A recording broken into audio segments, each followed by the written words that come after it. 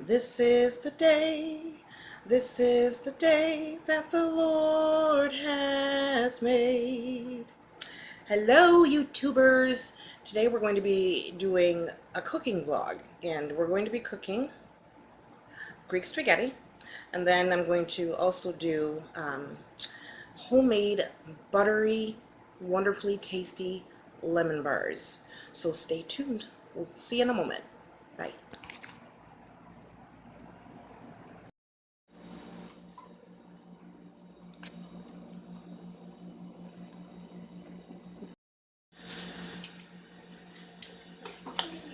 Okay, so obviously what I'm going to do is boil the water first for the spaghetti. Make sure to put some olive oil in there and salt. Salt is obviously to make the water boil a little faster. The olive oil is for when the spaghetti goes in here.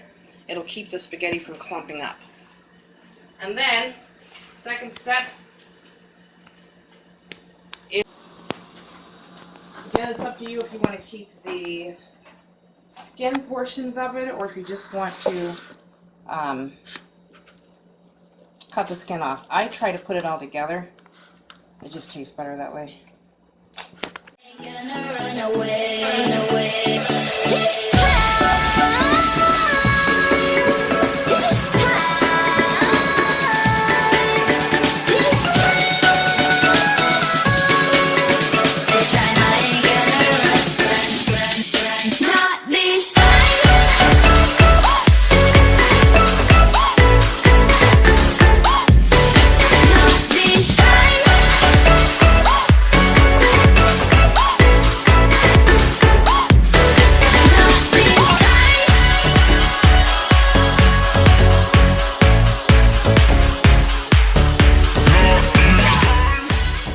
While you're waiting on your water to boil, you want to start prepping your sauce. First thing you want to start with is the chicken bouillon cubes.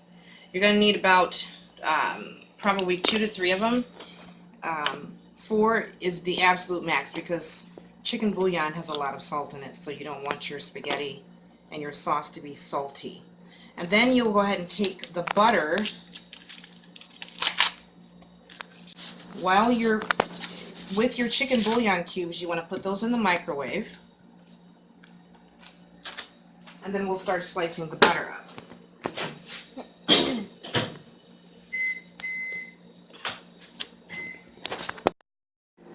I'll cut it. Can I cut it?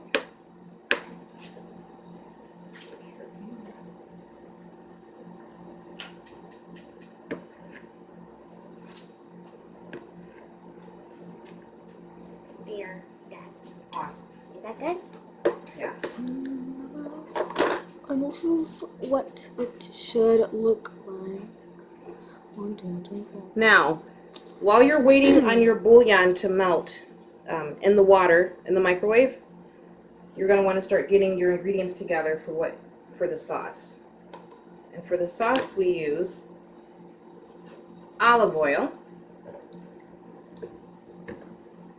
garlic powder, capers, and lemon pepper. And we'll take all of that, put it in a bowl, mix it up, and I'll show you what it looks like. Tell you guys, I'm so sorry. You need to make sure that you get olive oil or extra virgin olive oil, because there's all different types of olive oil. You don't really want to use anything other than that one. And maybe to start with, about a teaspoon and a half of that. Stir it all up. As you can see, the butter's melting, which is exactly what it's supposed to do. Steam. Oh, it stinks. Ready? Smells good. Are you ready? It smells weird. Okay, so this is what it looks like. I just put, I'm not a measurement person, so I never really know. I think it was maybe a half, no, it was about 2 cups of water. And then the bouillon cubes, and within 3 to 4 minutes it should be melted, or, well, dissolved. And you want to be careful with how much butter you put in here. You don't want to put a whole lot. But you want enough butter to go in so that you can taste it somewhat in the sauce. And it's going to be it won't stay that way, like you won't taste it the entire time. I usually start with about half a stick. Okay, I'll put it in. I'll put it in. Can I put it in? Ow! Ow! You okay? Ow. Sorry. Why would you do that? Okay, that's it. One more and that's it. Oh, that's that? Yeah, Oh, that's come it. on. Well, dang, it's melting fast. It's supposed to.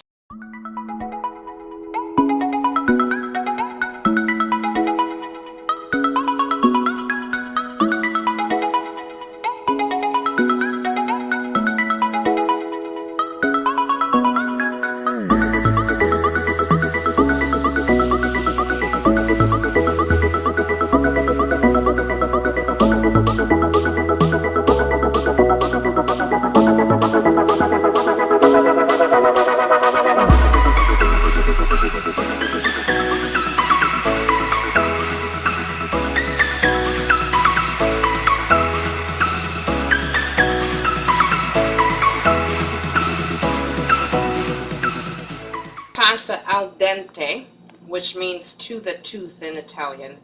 So what that basically means is you want to make sure that the noodles are, the pasta is cooked through, but still somewhat firm.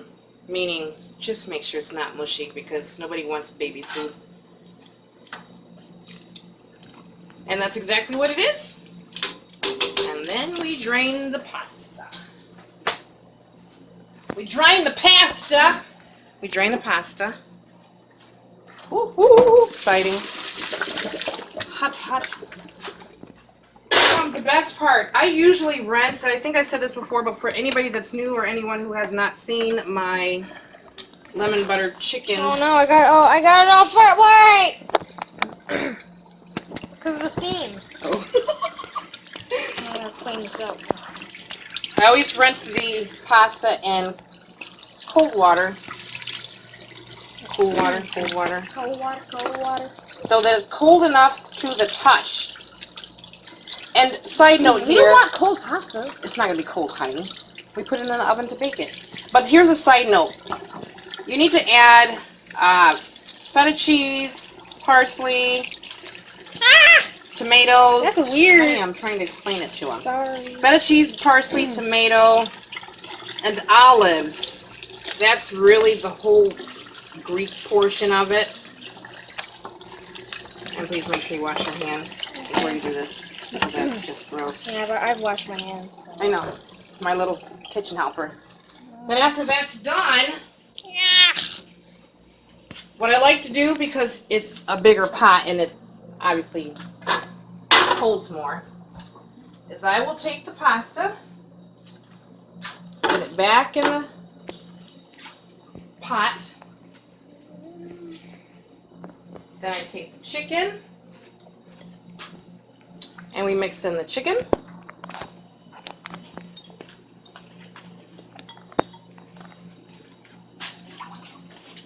Then we take the sauce, and at this time, this is when you would add like the feta cheese and the parsley and the olives and tomatoes, but my kids don't like it that way, so we don't eat it that way. Obviously, you can improvise whatever it is that you don't like. Hold on, honey, let me mix this part first, and then I'll let you do it. And you just want to mix it through a little bit, but then you need to take the tongs at that point and toss it. Which my lovely assistant here is going to do.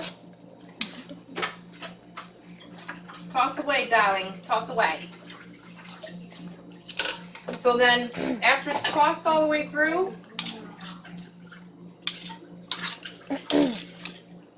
hold it down, honey. There you go. So after it's tossed all the way through, I mean the chicken, the capers, all of the oil and the butter and all of the seasonings, at that point is when you want to place it in a 9 by 11, no, I always say that, 9 by 13, something like that, a pan, okay? Just find a nice long pan and you'll put it in there.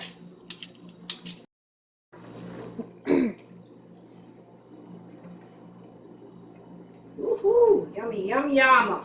Nasty, nasty. Don't say that, honey. We're doing it wrong. I told you I don't like it. You don't like grease spaghetti? How did you not say that? I don't. I did not realize you didn't. For some reason I thought you did. So this is good because you see the sauce at the bottom of the pan. Pasta. You see the sauce at the bottom of the pan, which is exactly where you want it. Because you don't want it to dry out. And now comes the last part, which is just topping it with cheese. You're going to use that entire bag of mozzarella. This one's mixed with mozzarella and Parmesan. Some people use pepper jack. Some people use Colby jack. We like it with the mozzarella, but they were out of mozzarella when I went to get the ingredients for it, so I got the mozzarella and provolone. Pretty much tastes the same anyway. So you want to top it and coat it with all of the cheese, and that's what she's doing. Obviously, you want to make sure that it's spread all the way around. Try to spread it as evenly as you possibly can over the top of it. Careful, baby.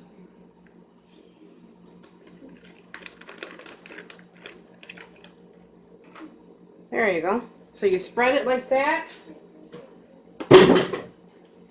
Pop it in the oven, but not before you top it with more basil.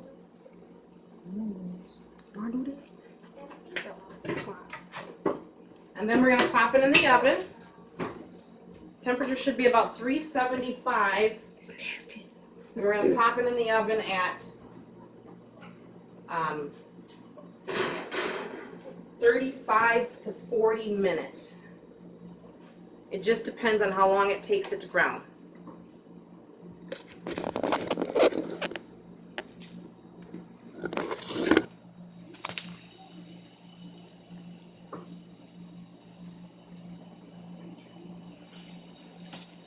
Okay, so here it goes. Putting it in the oven. And we will just let it sit and cook.